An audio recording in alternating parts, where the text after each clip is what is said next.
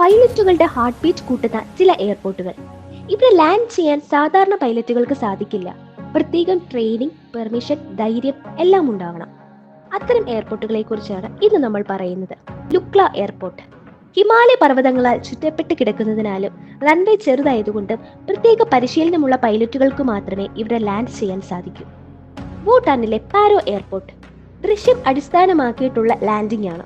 അതായത് കണ്ണിൽ കാണുന്ന ഒരു പ്രകാശവും ഭൂപ്രകൃതിയും അനുസരിച്ച് മാത്രം ലാൻഡ് ചെയ്യാൻ സാധിക്കണം. അതുകൊണ്ട് തന്നെ രാത്രികാലങ്ങളിൽ ഫ്ലൈറ്റ് ഇവിടെ നിരോധിച്ചിരിക്കുന്നു. ഇതിനു പുറമെ മലമുകളിൽ നിന്നുള്ള കാറ്റും പർവ്വതങ്ങളാൽ ചുറ്റപ്പെട്ട റൺവേയും ഇവയെ കൂടുതൽ അപകടകരമാക്കുന്നു. ഫ്രാൻസിലെ ഖൂർഷെവൽ ആന്റിപോർട്ട് ഈ എയർപോർട്ടിന്റെ റൺവേ വെറും 537 മീറ്റർ മാത്രമാണുള്ളത്.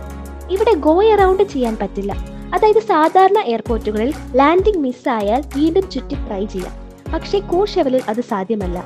ഒരിക്കൽ കമ്മിറ്റ് ചെയ്താൽ ലാൻഡ് ചെയ്യാതെ വേറെ വഴിയില്ല. അപ്രതീക്ഷിതമായ കാറ്റ്, മഞ്ഞ്, കോട എന്നിവയും ഇവിടുത്തെ ലാൻഡിങ്ങിനെ കൂടുതൽ ബുദ്ധിമുട്ടാക്കും. മദീറ എയർപോർട്ട് അഥവാ ക്രിസ്ത്യാനോ റൊണാൾഡോ ഇന്റർനാഷണൽ എയർപോർട്ട് ഈ എയർപോർട്ട് പോർച്ചുഗലിലെ ചെറിയ ഐലൻഡിലാണ് സ്ഥിതി ചെയ്യുന്നത്. അതിന്റെ ഒരു ഭാഗത്ത് കടൽ, മറ്റേ ഭാഗത്ത് മല. ലാൻഡിംഗ് സമയത്ത് ഒരു ഷാർപ്പ് ടേൺ എടുത്താണ് ഇറങ്ങേണ്ടത്. അതുപോലെ തന്നെ കടലിനടുത്തായതിനാൽ കാറ്റ് എപ്പോഴും മാറി മാറി വീശിക്കൊണ്ടേയിരിക്കും. നോർമൽ പൈലറ്റിന് ഇത് കൺട്രോൾ ചെയ്യാൻ നല്ല പാടാണ്. ടോങ് കോണ്ടിങ് എയർപോർട്ട് ഹോണ്ടുറായ് ഒരു സിറ്റിയുടെയും കുന്നിന്റെയും ഇടയ്ക്ക് സ്ഥിതി ചെയ്യുന്ന എയർപോർട്ടാണ് ടോങ് കോണ്ടിങ്.